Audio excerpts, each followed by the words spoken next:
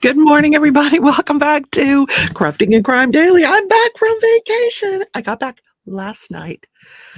Finished driving about 7 p.m., got home, had dinner. I'm exhausted. Oh, everything hurts. That's all I'm going to say about it. A full recap of that on Sunday during the live. So stay tuned for that with pictures and everything. Yes, I'm even going to try to have my friend on if she can figure out StreamYard. So today we're here for the sentencing of Mark Jensen. Mark Jensen was found guilty of murdering his wife Julie back in 1998. He was tried in when was he tried? 2008. He was convicted. The conviction was overturned because they brought in some letters that she wrote saying, if anything ever happens to me, look at him. And so they retried him, and he's they tried him without the letter and got a conviction. So today's the sentencing. Yes, Sue, I'm back. Do I look like you should? I'm so good morning, Robin. So we're waiting for it's scheduled to start at 10 o'clock in a couple of minutes.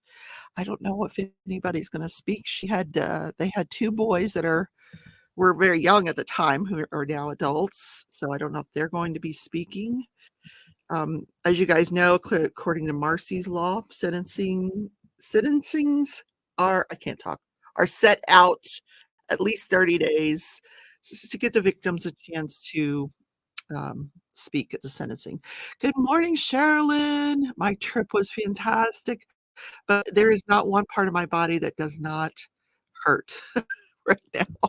I'm exhausted, to say the least. But and I have been listening to the Vallow trial. Probably starting tomorrow, I'm going to do the videos on that to get you guys up to speed. There's no court on Monday for that, so I have plenty of time to get you guys all caught up with where we're at on the Vallow case.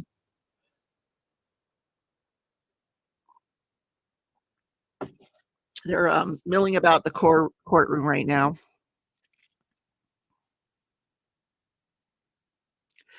So Sunday, I will do a full recap of the trip with pictures and the whole 9 yards. Hopefully I'll be recovered by Sunday.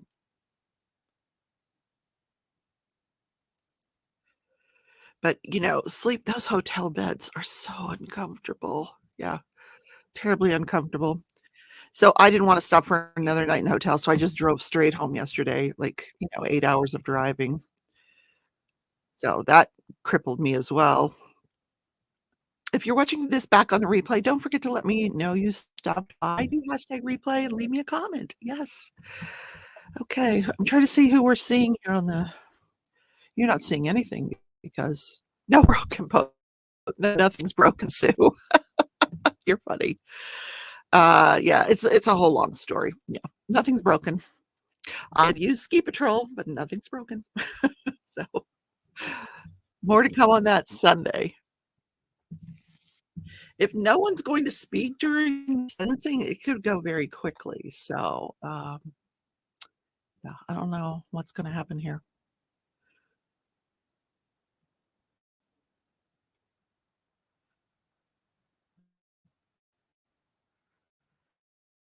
Guys are sitting here with me this morning. I'm watching. Don't forget to hit that thumbs up button, though. It does help because I haven't been on YouTube in a week. Oh my God. I have so much content to bring you guys. Yep. Because crime doesn't stop when you're on vacation.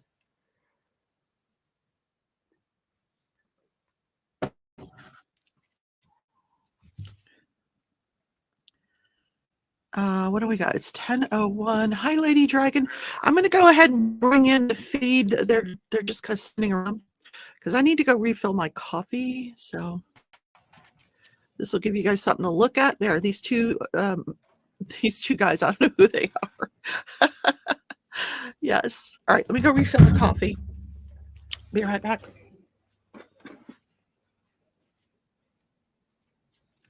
We good to go? Yes, we are. Defense ready? All right. Bring them up.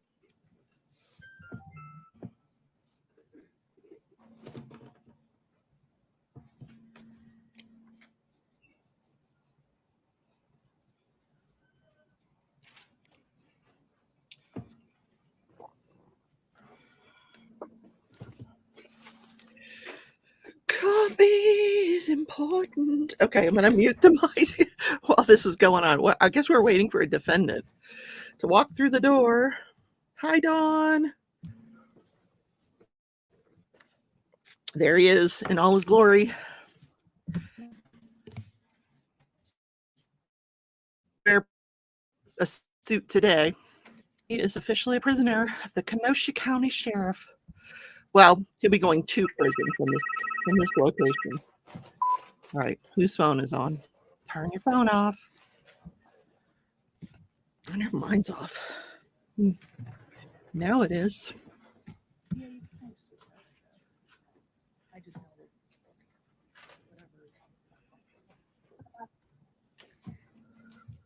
Hi, Christina. Hello, everybody. All right, Welcome. we're going to go on a welcome. record on Mark D. Jensen. All right, I'm going to mute. Don't forget to tell me to unmute. 22, I should say 2002 CF314. Let's have the appearances, please. The state appears by Carly McNeil and Public Service Special Prosecutor Beverly Jamboys. Attorneys Bridger Krause, Jeremy Perry, and Mackenzie Renner appear on behalf of Mr. Mark Jensen, who appears in person. Good morning, Judge. Good morning. We're in compliance with victim notification from the state. Yes. All right. And then we'll do some housekeeping matters. I do have the pre-sentence report. Has the pre-sentence report been reviewed with the defendant? It has.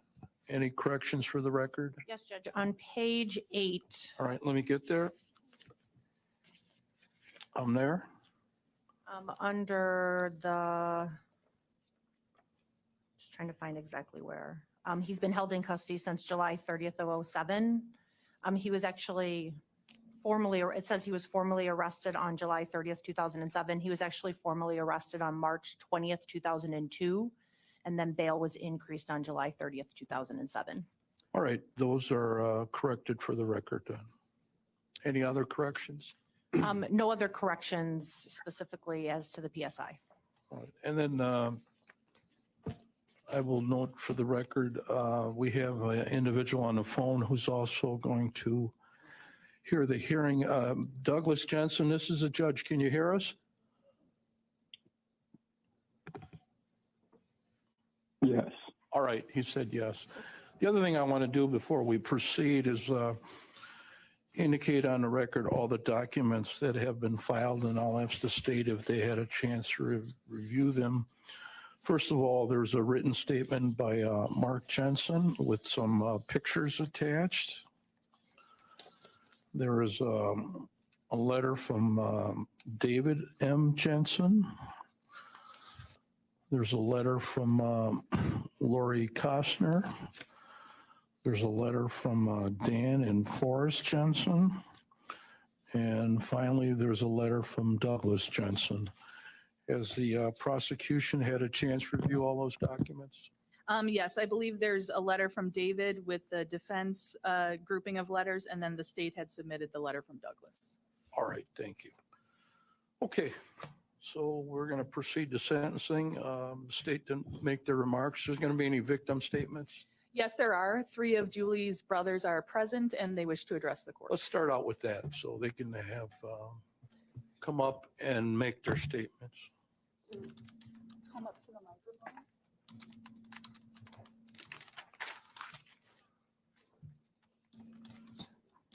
Yep, you can have a seat. And you just speak into the microphone and say your name. All right, can you get the microphone near him? And better get it close you can, sir. All right, your first and last name for the reporter? Lawrence Griffin. All right, and what is your relationship to this case? I am Julie Jensen's brother. All right, go ahead, sir. Your Honor, Julie Jensen, nee Griffin, was the only daughter among 5 children. I am Larry, the oldest brother. Julie was 7 years younger than me and was followed by brothers Michael, Paul, and Patrick. I, along with my brothers, grieve our sister's loss. Mark Jensen's harassment of Julie for years, leading to his calculated murder of her on December 3rd, 98, put a shocking end to the kind and gentle person that Julie embodied. Julie's marriage to Mark in 84, the birth of David in 90, and of Douglas in 95 were ultimate joys to which Julie devoted her life. She cheerfully pursued the activities of raising family, demonstrating to everyone she met the love she felt for her role in life. The impact that Julie's loss has had upon her friends, her neighbors, and community has been that of a permanent void. The negative impact upon the Griffin family is that Julie no longer lives to celebrate family events and lifetime occasions. We've had no contact with Julie's sons, David and Douglas, as they were raised under the influence of the Jensen family. I feel that Mark Jensen's cruel and inhuman actions toward the life of Julie are unforgivable. I recommend he spend his life in prison without parole. Thank you.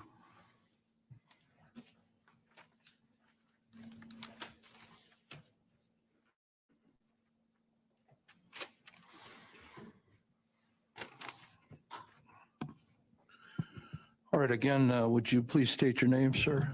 Michael Griffin. And what is your relationship to Julie Jensen? I'm Julie's younger brother, 2 years her junior. All right, go ahead, sir. Dear Judge and members of the court, as one of Julie's 4 brothers, I'm 2 years her junior, I strongly appeal to you to sentence Mark Jensen to life without parole. The jury is out no longer applies, but how does one measure the loss of a life? The consequences of Mark Jensen's murder of our sister Julie are not only obvious, such as the fact her young sons David and Douglas lost their mother and her kind and loving care. Jensen's actions also reverberate through the lives of countless others. Julie suffered an unthinkably cruel death at the hand of Mark Jensen. Their sons, David and Douglas, our nephews, suffer the murder, deception, and intentional loss of their mother's loving goodness. The boy's father immediately worked to erase traces of their loving mother, creating an indescribably tragic void. Jensen's psychological cruelty to Julie was psychopathic, and in keeping his despicable method of murder, which he incredulously continues to deny. Mark Jensen killed Julie many times over, beginning years before he actually crystallized her organs and finally suffocated her in a pillow. We have grieved and missed our genuine and caring sister since her death at age 40 in 1998. Each of us and our families, an entire community of believers in Julie, have endured the displaced energy required by not only 1, but 2 long trials over the decades, both finding the same result of guilty. Mark Jensen knowingly chose to destroy our only sister, affecting all of us around her. He selfishly stole the goodness that was naturally Julie, and in doing so, robbed her own children, whom she loved and adored, and our family, and the entire world. Happiness is generally elusive in the wake of Julie's death. Our only satisfaction today, Julie's good spirit is alive and well, and the truth is out, with and without the letter. In my last telephone conversation with Julie, in the fall before her murder, I want everyone to know that even after years of Julie being psychologically tormented, and while suspecting that her own husband was suggestively planning her murder, and even as she was likely applying her considerable instinctive intelligence to the task of safely extracting herself and her beautiful children from threat, even then, Julie did not speak ill of Mark. And such was the nature of Julie's goodness, seeing the good in everyone. And this is what all of us, family and community members alike, have been robbed of. I again appeal for Mark Jensen to receive a maximum sentence of life without parole. Thank you.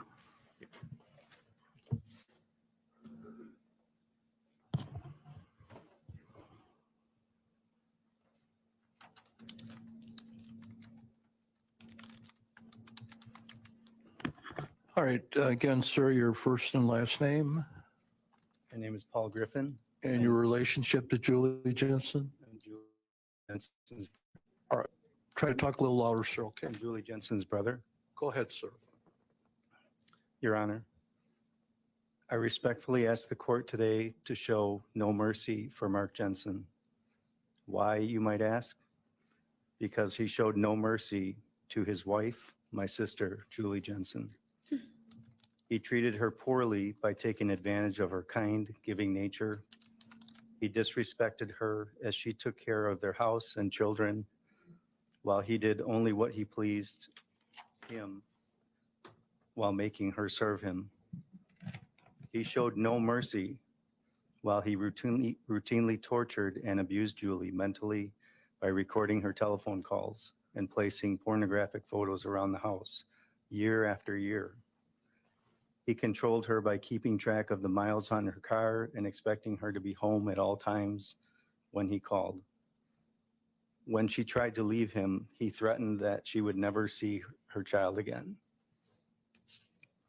He showed no mercy when he tried to poison her, not once, but twice in 1998, as the court saw. He showed no mercy to her children as he ignored their helpless pleas to bring their sick mother to the hospital.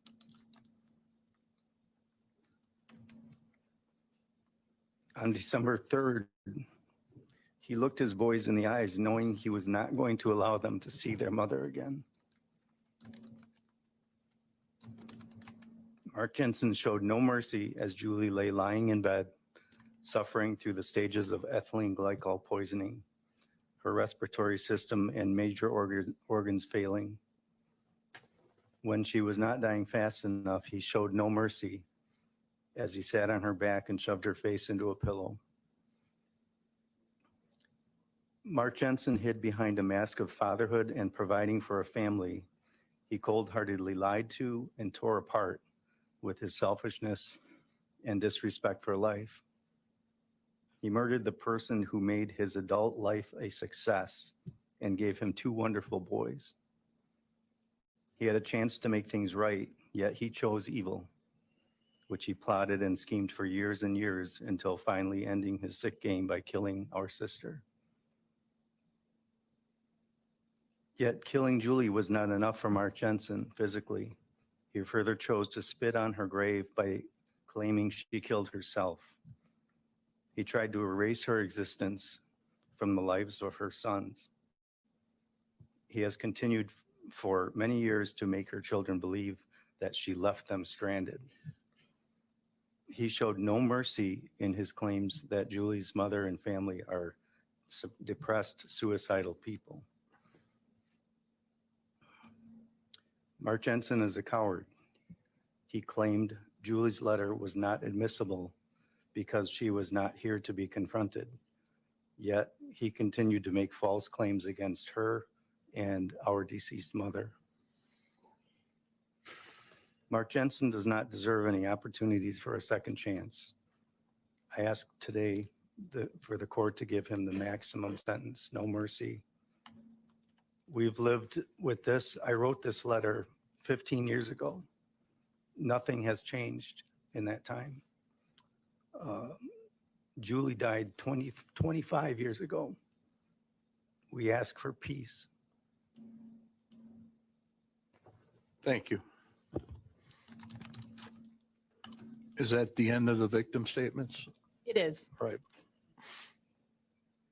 Anytime you're ready, Ms. McNeil, go ahead.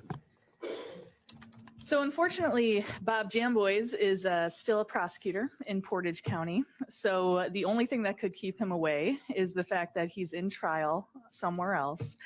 So I will be addressing the court this morning for sentencing. There's no need to rehash the trial. The court saw the evidence, 3 weeks of it. So I'm just going to focus on some pertinent parts here. Another thing that's important is I could never say anything about Julie better than her brothers just did. And so I want to focus on what the defendant did and the reality of what he did. We heard at trial about the brief affair that Julie Jensen had with Perry Tarika. And I think the normal reaction of someone when their partner has an affair is to be hurt, maybe to end the relationship, to be angry. That's a quite normal reaction. But it wasn't Mark Jensen who filed for divorce. It was Julie. He wanted the marriage to continue. And for 7 years after that point, he tormented Julie Jensen. Julie Jensen was told to keep a log of this harassment, and we saw at trial that it went on for pages and pages. The defendant would go to Julie and tell her that he'd found pornographic pictures on his vehicle at work. He would tell her about the receptionist at his job being cursed out. He would leave videotapes. One of the entries indicates that David found a videotape on the ledge of the garage. And then he claimed to receive a call at work asking how he liked the video. There was also another entry that these photos were left on a truck at Ruther during David's Christmas program. This was all to punish Julie for this affair, to torment her. And think about the reality of that, the time and the commitment to perpetrate this scheme for 7 years. 7 years of deceitful humiliation and cruelty. This is someone who had a life, he had a family, he had a home, he had hobbies like fishing, and yet he devoted his time to this torment. And it's something that he actually did, something similar, less so, but similar to his coworkers too. Using a fake email to harass one of his coworkers who was on a dating site. And clearly he did all these things with the idea that he was never going to get caught. Now, to most people, the idea of doing something like this is inconceivable, but the defendant not only thought it, he did it for 7 years. And it ends with Kelly.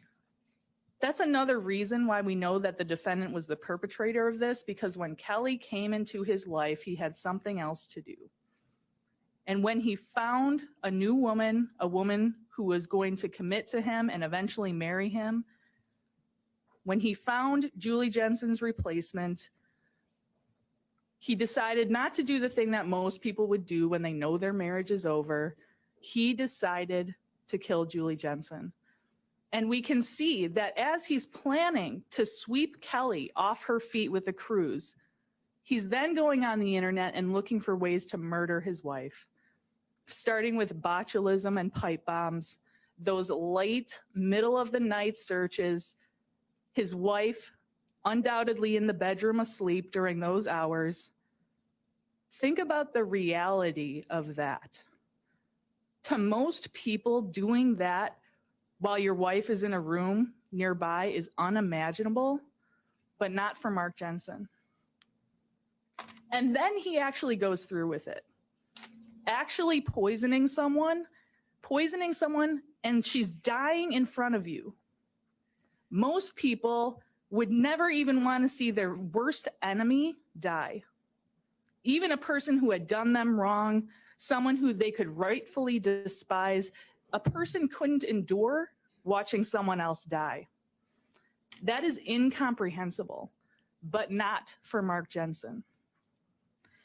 Julie Jensen was one of the people in the world that he was supposed to care for the most. And even if he emotionally didn't care for her, he should have felt regard for her as the mother of his children. But not only did he poison her, he watched her die. And we know this because of the searches on the computer. We saw those searches the evening before her death and into the night.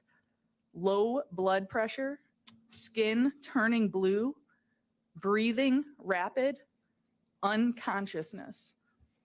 Those are the searches of someone watching another person die and hoping that it will be fast enough. And then when she wasn't dead, when he needed her to be, he killed her by his own hands. It's unbelievable to think about a person actually doing this, except we know that that's what Mark Jensen did. And I am sick to see the defendant's letter to this court where he uses his kids as a reason to ask for parole. He didn't care about his kids enough to not murder their mother.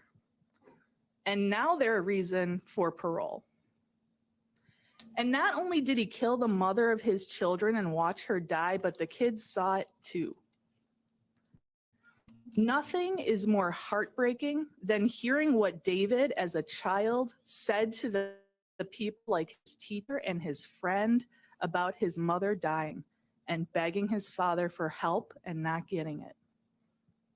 Nothing's more heartbreaking than that, except for perhaps the letter the court has received from Douglas. He said that his mother was erased from his life. He said he learned more about his mother while listening to the trial than he had ever heard before. That is a terrible tragedy, and that's what the defendant did to his own kids. When the defendant murdered Julie Jensen, she was 40 years old. Today, she would be 65. The defendant stole 25 years of her life and counting. For that reason alone, the court should impose a life sentence without parole.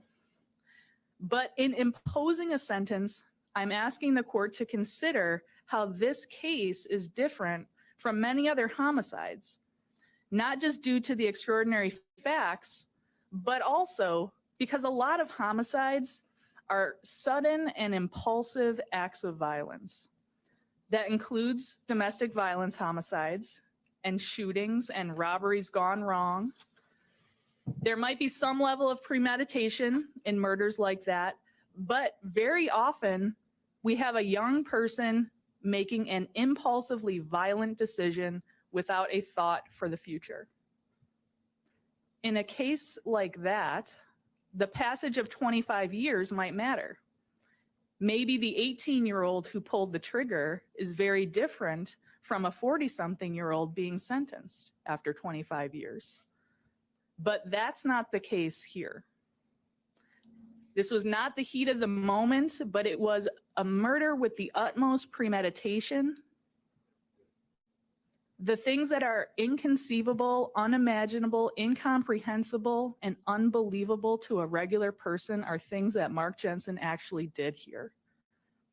Because he is a murderer without a conscience, and there's no fixing that.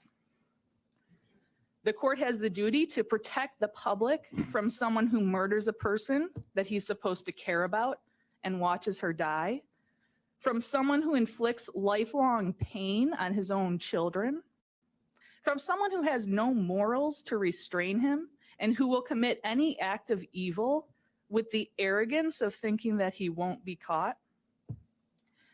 The defendant has stolen 25 years and counting from Julie's life. He stole her children away from her and her away from her children. He should not breathe the free air outside of a prison cell. And I'm asking the court to impose a life sentence without parole. Thank you. Thank you. Who's doing the defense argument? Go ahead. Judge, I'm not going to reiterate the facts of this case. This court sat through 3.5 weeks of the trial and heard all the facts in the case. What I'm going to talk about in my sentencing argument is the character of Mr. Jensen, and then the court has to review the need to protect the public. When we talk about closure and peace, that's more than just shutting the door on Mr. Jensen and ensuring that he never gets out of custody. Closure is about healing. Julie Jensen's family and Mark Jensen's family are still hurting. You can hear that. You see that in the letters. You can hear that in the statements. The wounds are as fresh as they were 25 years ago. Today, the court has an opportunity to help this family heal.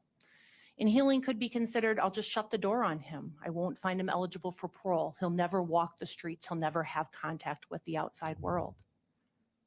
But will that be healing for the family?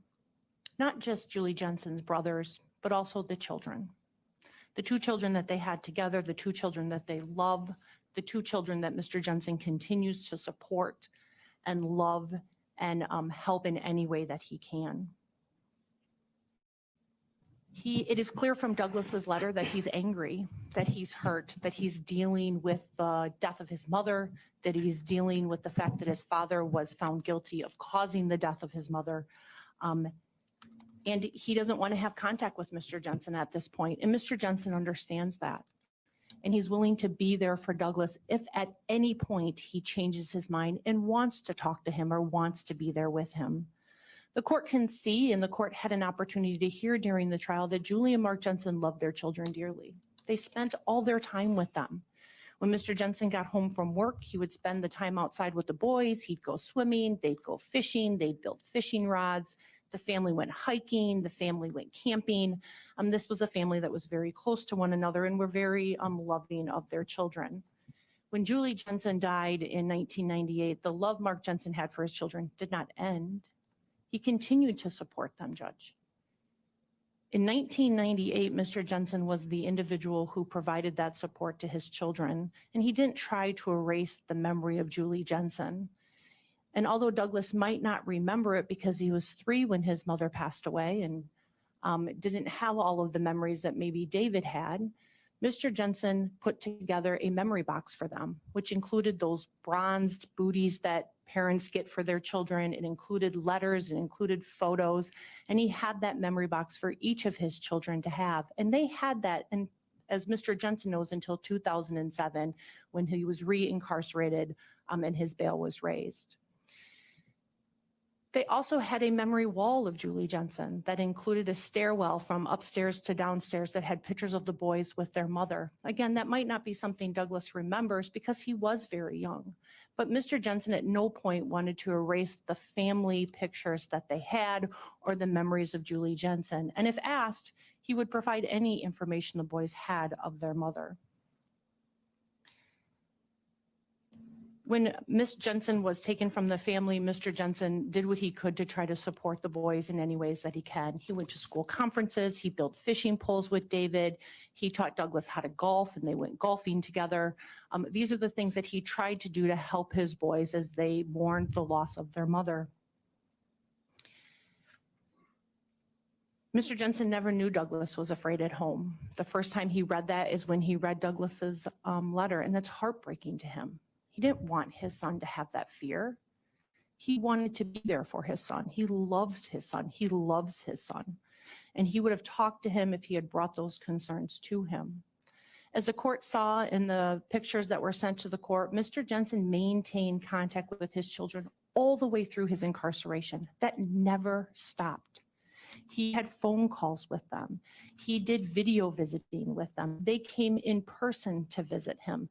The court can see from the picture from 2019, the 3 boys with him. The blonde-haired boy is Douglas. The other 2 boys are Andrew and David. The court might remember David from when he testified. But he ensured that he maintained that contact with his children so that they would have some parent in their life who could guide them in the best way that he could while serving that time in prison.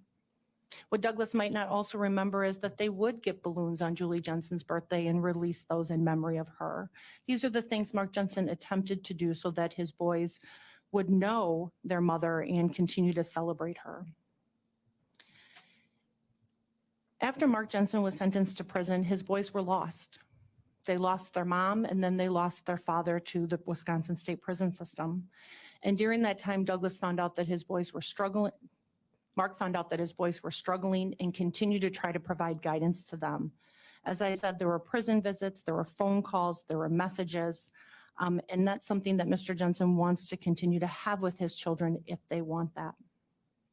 We also know from David's letter that he did feel supported by his father, and he was not afraid at his house. He was a little older when his mom left them in 1998. He would have been 8 years old, and he would have been 17 years old when Mr. Jensen went to prison. During that time, though, Mark found out that David was struggling in school. He was a peacemaker, and he tried to maintain peace in the family, and he just was not doing well. He was struggling at home, he was struggling at school, and all the school counselors tried to help him. They were not successful. So Mark Jensen worked to get him in to talk to a counselor so he could talk to someone he felt safe with. And as David's life continued and he continued to struggle, Mark continued to encourage him to seek out that counseling and seek out that help if he was needed. Same goes for Douglas. He continued to encourage Douglas to get the help that he needs. He knows that later in his life, he did struggle. He did connect with a church youth group, and that church youth group seemed to have a positive impact on Douglas's life. Andrew is the son that he did not have with Julie Jensen. He had that child with Kelly. And in 2009, after he was placed in prison, Kelly filed divorce papers. And after that, she tried to cut off contact between Andrew and Mark Jensen. Mr. Jensen wanted to have contact with his son. His son was only 4 when he went to prison. So he did file action in family court so that he could have those monthly phone calls with his son, because it was important for him to maintain that connection, important for him to give that guidance to Andrew as he was without a father. Now his father was in prison. Mark Jensen is supportive of his children. He will continue to do so whether this court grants parole or not. He loves his boys and he wants to be there for them. When we look at whether the community will be harmed if Mark Jensen is released, we have to look at what Mr. Jensen did prior to 1998 and what he did after 1998. It is clear that if released, Mark Jensen will be a contributing member to the community. He will support himself. He's ambitious and industrious. We can see that. For every this court he's always worked. In college, when he was at UW Oshkosh, he started a painting company and employed other students to help him put himself through school and the other students to put themselves through school. He worked for Stifel Nicholas until 2002, and then he was kind of put on leave, but still being paid in 2004 while this case was pending. And when he was fired from Stifel Nicholas, he didn't just throw his hands up and say, I'm not going to be able to do anything because I'm charged with the crime. He had boys to support. He had a family to support. So he started working, not in the stockbroker field because he couldn't. His license had been suspended. So what did he do? He went out and started a company. He put an ad in a newspaper. The ad in the newspaper was to do some construction work, and he got a job even while this case was pending. And he started that remodeling job. He hired some other guys to help him with it, and he finished those jobs. And then he started his own company, which was Jensen Construction Group. He hired some other framers. He had 6 framing crews at one point in the Kenosha community, providing work to others. And they built houses throughout Kenosha. This continued until he was placed back in custody on July 30th, 2007 after the forfeiture hearing. So from 1998 until 2007, when we look at what Mark Jensen was doing, and we look as to whether he can support himself if released from custody and whether he's a danger to the community, the answer is no. He had no violations of the law. He followed the court order, which was that he had to check in with the DA's office 3 times a week, and then was reduced to 2 times a week at some point. He never missed an appointment. He checked in and signed in all of those times because that's what the court required of him. He started a company when he lost his job at Stifel Nicholas. He continued to work and provide employment to others so that they could support their families. He's been a contributing member, or he was a contributing member to the Kenosha and Racey community for years. He employed others. He was a member of the Rotary Club, which is a community service-based club. Prior to 1998, he had no contact with the criminal system, no contact with law enforcement unless it was they were called to the house for one reason or the other, which the court heard. That was the extent of the contact with law enforcement. This is not a man who has had any other negative contact with the system. This is a serious offense. That's absolutely true. He has been convicted of a serious offense. But when we look at the need to protect the public, after the time that Mr. Jensen has served in custody, we need not look to anything but those 8 years or 9 years that he was out pending the first trial in this case. And during that time, he was cooperative with the court, cooperative with the DA's office, cooperative with law enforcement. The court heard that anytime Detective Ratsberg wanted to speak to him, he came in. Anytime people had questions for him, he answered those questions. When they wanted to search the house, he said, go ahead. When they wanted papers, he provided them.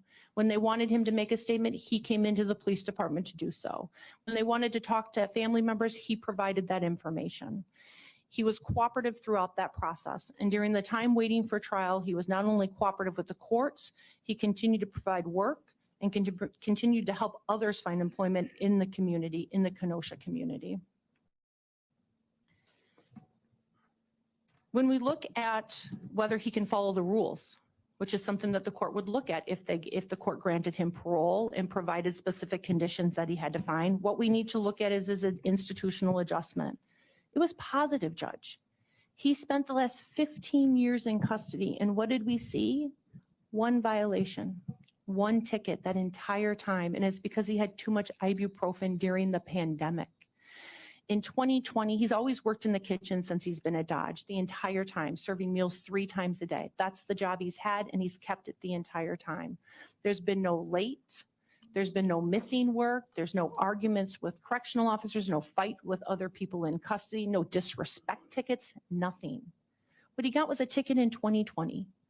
And what happened during that time is they were pushing those large, heavy meal carts down a ramp in Dodge, and the people behind him lost control of their ramp, and it rammed into the back of Mr. Jensen, broke a bone in his foot, cut up the back of both of his ankles, and broke a kneecap. So they provided him ibuprofen, and during that time, there wasn't a lot of contact with people. So what medical would do was provide an ibuprofen pack, and the CO would provide it to Mr. Jensen, and they advised him to take it as needed. And that's what he did. He took it as needed, and he would keep the rest of them in his room, and when they found out that he had the rest in his room, he got a ticket, and he had to have 16 days of room confinement. And what did he learn from that? If he had extra, give them back, and that's what he did. No other tickets then. He realized what the rule violation was, and when he got a new card from the CO, he would hand the other ibuprofen card back. That's the entire extent of any violations in the 15 years he spent in Dodge after being convicted in 2009. So when we look if this man can follow the rules of this court, if granted parole eligibility, the answer is yes. If we look to whether he can be a productive member of the community, the answer is yes. When we look as to whether the community has to be concerned if Mr. Jensen is released from custody, the answer is no. He spent time after being charged, and he followed all the rules of the court and did not have any negative contacts with law enforcement. We're asking the court to grant Mr. Jensen parole eligibility after 20 years. At that time, he'll be 68 years old. And as this court knows, parole eligibility isn't a given.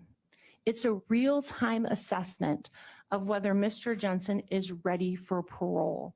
And some of the things that the parole board reviews for discretionary release, we know it's not automatic, is whether it would depreciate the seriousness of the offense, if there was a risk to the community, and whether there was a reasonably certainty of a crime-free reintegration of Mr. Jensen into society. And I've already addressed those. It is clear that this is a serious offense, and the time that he has served has been significant and will continue even if the court grants parole at 20 years. It is clear that he is not a continued risk to the community. He's had no violations except for that one medical one while serving his time in Dodge, and had no violations while he was out in our community prior to the revocation of his bail. And he had no crime, no criminal conviction prior to that or during that time he was out. We also look at recidivism, Judge, whether he's going to commit another crime. And it's clear from the data, both from the DOC and what we know, is that people that are a little bit later in life are less likely to commit crimes. He's 63 now, and if the court were to grant him parole eligibility, he wouldn't even be considered until he was 68. And what we have found from data is that individuals over the age of 60 have a very low recidivism rate. The other thing the court can rely upon is the PSI and the COMPAS score. Every single one is low, except for the serious nature of this offense. Judge, we are asking the court to grant parole eligibility at 20 years. The hurt and pain these two families feel, that Douglas and David feel, we can see it's the same as 25 years ago. We want this family to heal, not have wounds reopened because of continued litigation, but to have this family be able to move forward. And although Mr. Jensen may have written about his boys because his boys are important to him, it's because he wants to be there for them. He wants to answer questions if they have them. He wants to help them if he can help them. He wants to fish with them. He wants to camp with them. He wants to be there for them in the future as a grandparent if he can and if they want him to. It is clear from the PSI that he's low risk. He has a lack of prior record other than this conviction. He's demonstrated performance while on bail and while in the prison system. He's not a risk to reoffend, and he's not a risk in the community. We ask this court to grant Mr. Jensen parole eligibility. It's a serious offense, but after 20 years, we don't believe that depreciates the seriousness of the offense if it was granted. And as the court knows, that would be determined by a parole board after reviewing all the appropriate factors in this case. Judge, Mr. Jensen is going to make a statement to the court, and then if the court has any questions on credit, I would answer those. Go ahead, Mr. Jens. Judge, I ask you to grant parole eligibility and ask you to consider the following. I have always sought to be a productive member of the community. To pay for college, I started a home painting business that employed 10 college students and helped pay for multiple college educations. Upon graduating from college, I became a stockbroker. I was a successful broker and branch manager in the community for 21 years. The securities industry is one of the most heavily regulated. During my career as a stockbroker, I had no client complaints or regulatory issues of any kind. When charged, my securities licenses were suspended. To stay productive and support my family, I started a construction company.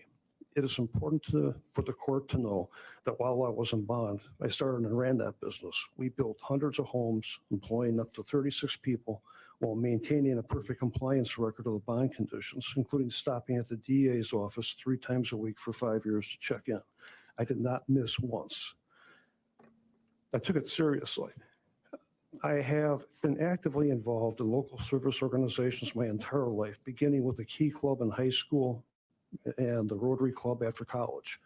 While in custody at both the DOC and KCJ, I maintained a good record of behavior and work performance. I have always tried to make a difference and do everything I could the right way.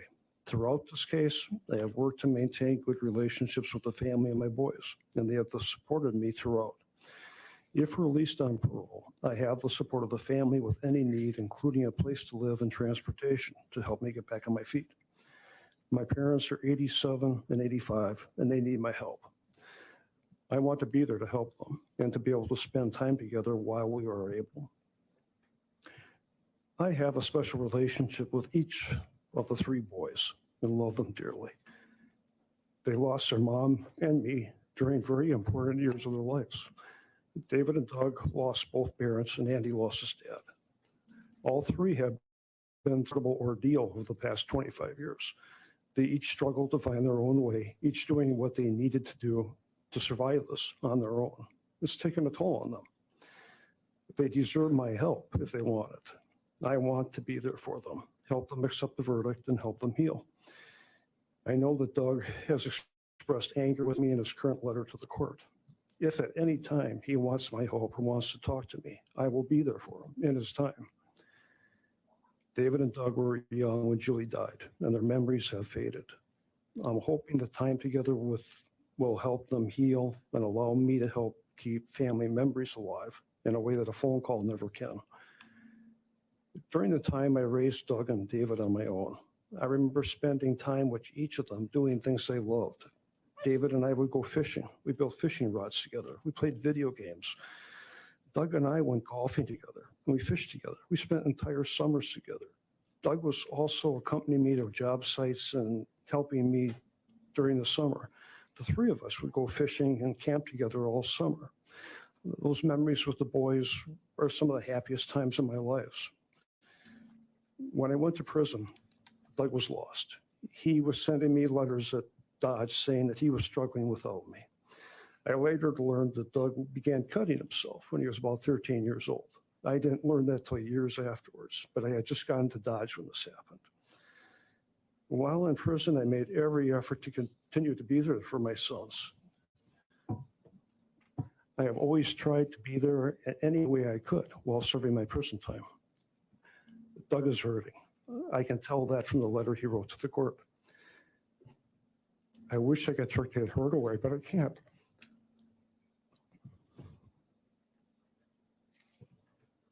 I love Doug with all my heart. It breaks my heart. It breaks my heart to see him hurting like this. If the court grants me parole, I will be there for Doug if he wants me to be there for him. If he doesn't want a relationship with me, I will respect that. I will always be there for him, whether in custody or out of custody, if his feelings change. This case has gone on forever. It's been 25 years. 9 years for the first trial, 16 years fighting for a new trial, multiple trips through all levels of state and federal courts, 3 judges, 2 trials, and both families have been on this journey through the system with me this entire time. David was 8. He's now 33. Doug was 3. He's now 28. Andy was 3 when I was last sentenced in 2008. He's now 19. It has taken their entire lives.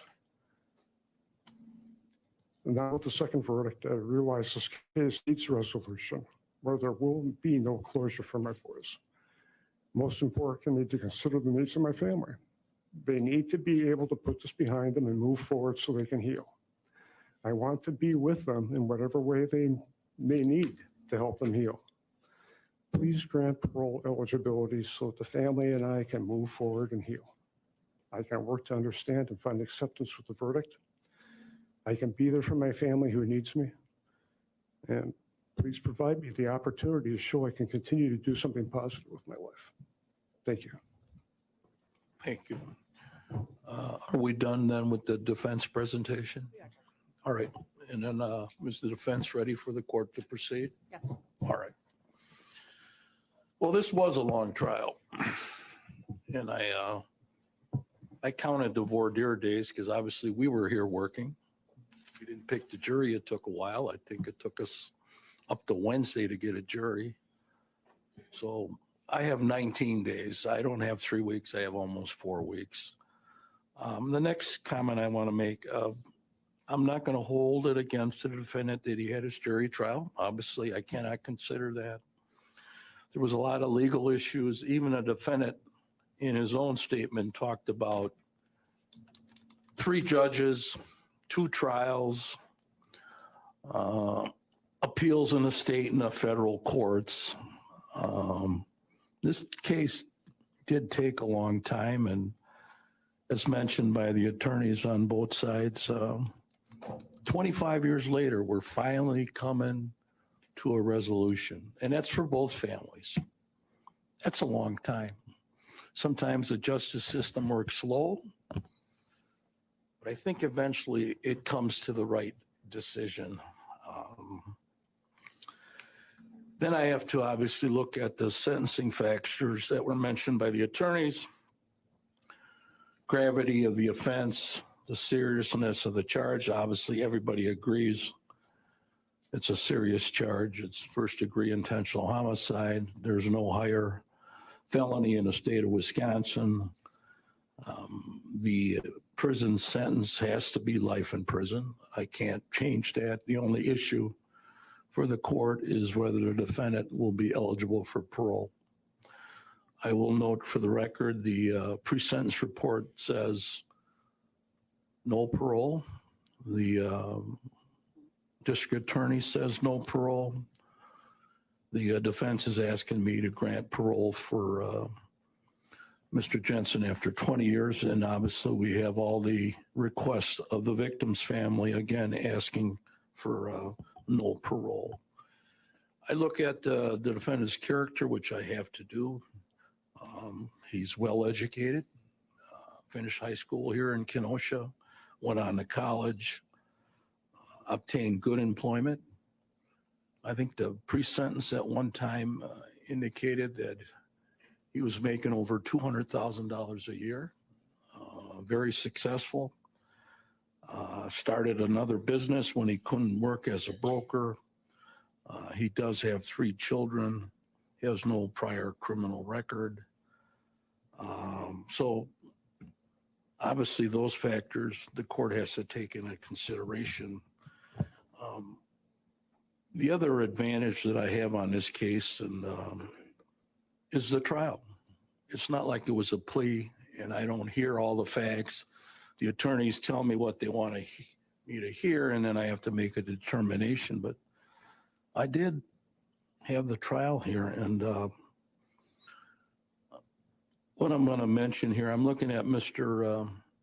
Jensen's letter that he read into the record on page 2.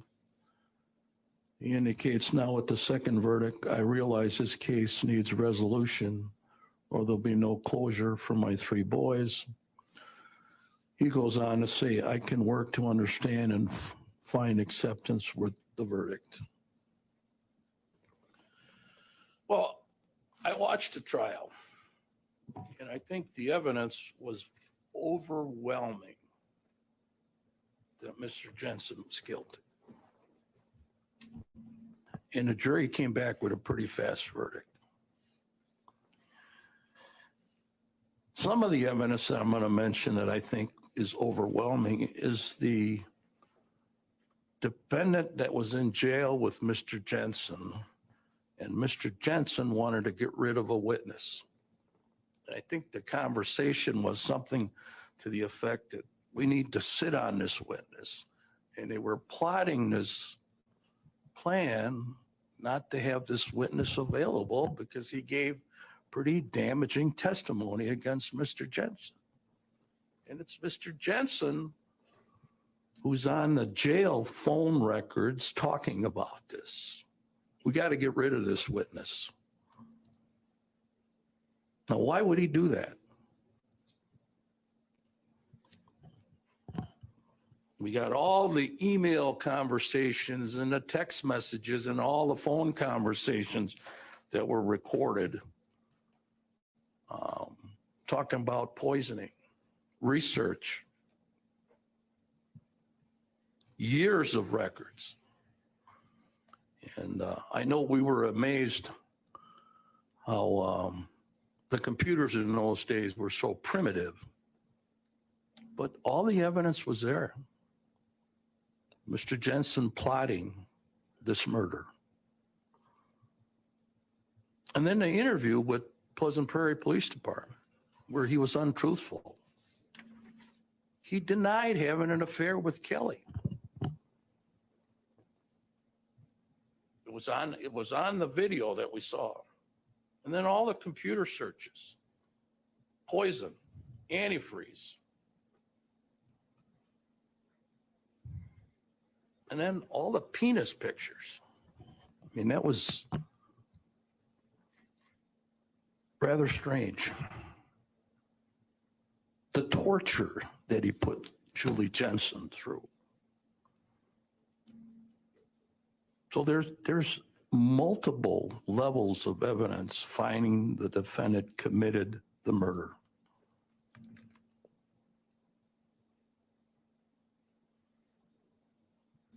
And then I read all the letters, and the issue for parole is, well, I want to be there for my boys. I want to help them. And I want to help my family.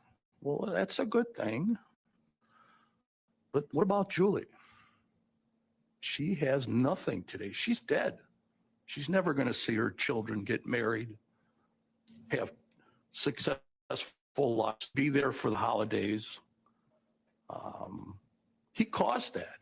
He's the one that put attention. He says, well, now my boys don't have two parents. Well, guess what? He's the one that murdered Julie to get the ball rolling. You know, and then there's other avenues that people can do with people, and that was mentioned by the state. We're all human beings. Sometimes we just don't get along in a marriage and things don't work out, and other people do things that make us mad, and some people stay married and they're unhappy for the rest of their lives, or they work it out. And Mr. Jensen could have had that opportunity. He could have walked away. He was having a difficult time with his wife. He could have divorced her, separated, or whatever, but chose not to do that. What was to do is to torture her for a long time. You know, this antifreeze, the theory that somebody would drink that to commit suicide, I don't buy that. That's not a way people commit suicide. It's torture. He was jealous. He was vengeful. He manipulated people. He was a control person over Julie, committed a cruel act. And it happened for a long period of time. As mentioned by the state, it wasn't like somebody made a decision to shoot somebody within 10 seconds or whatever, and it's over, and it's a young person. He's a grown adult, married, and he tortured his wife for a long period of time, for years. You know, we go to funerals, and sometimes you wonder, what do I say to the family at a funeral? Well, sometimes we say, well, at least it was a quick death. The person didn't wake up or had a heart attack and they died right away. At least they didn't suffer. Or if they had a major medical issue and they suffered, sometimes we say, well, at least the suffering's over and they're in a better position right now. Well, in this case, there's no doubt in my mind that Julie Jensen suffered for a long time. And the evidence showed that through the trial, she did not have a good life for a period of time that she was married to Mr. Jensen. The harassment, the antifreeze poisoning, the lack of calling a doctor when she was dying, it was a painful death. And it was all caused by Mr. Jensen. You know, I look at the pictures that I have in front of me. They're pictures of Mr. Jensen with his children, but I still remember Julie Jensen's picture that we had during the trial. She was a loving mother. She loved her children. Both sides agreed to that. And she will never get to see her children grow up because she was murdered by the defendant. So this was planned out for a long time. It was intentional. It was researched with a purpose for evil. He's not getting any parole eligibility. It's too serious of a crime to depreciate. It was too vengeful.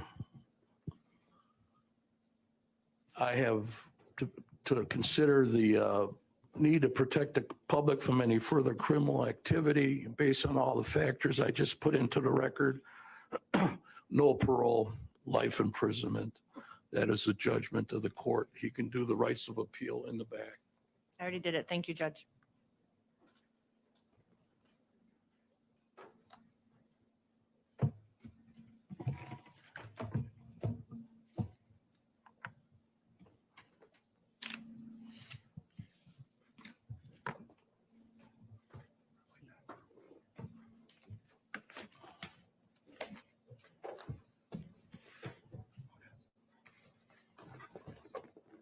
he's not eligible for the programs.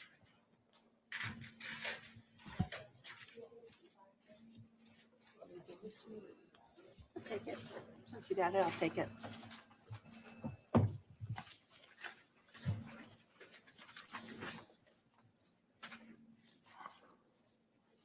Thank you.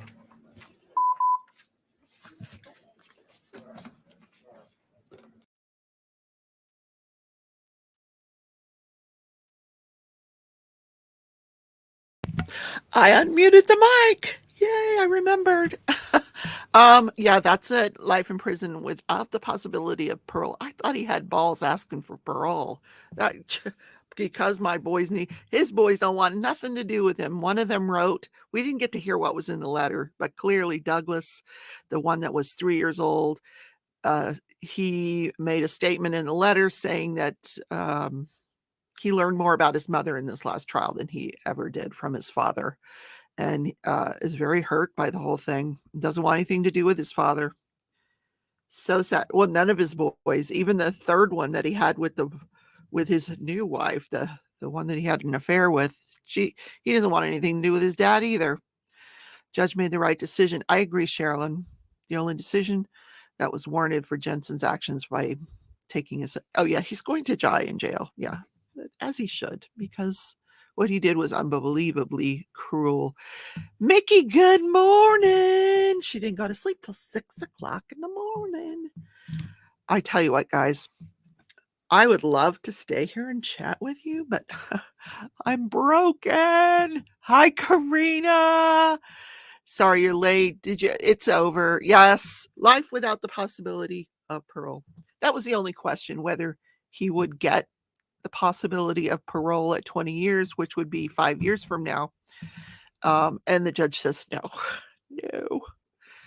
parole for you. Yeah. And that, I mean, even if he had said yes to parole, that means in 5 years, the parole board would look at it and probably say no at that point as well. So, Chantal, good morning. Good morning. Sherilyn says, get some rest and take some ibuprofen. I took some Tylenol this morning, but I got to take something else because I am just dying. Everything hurts on my body. Anyway, I'm going to put together a little collage of all pictures. I've got some amazing pictures, as well as all the stories. You're going to hear all that on Sunday at 11. Tomorrow, I will be putting together the videos to catch you guys up on the Velo Daybell trial.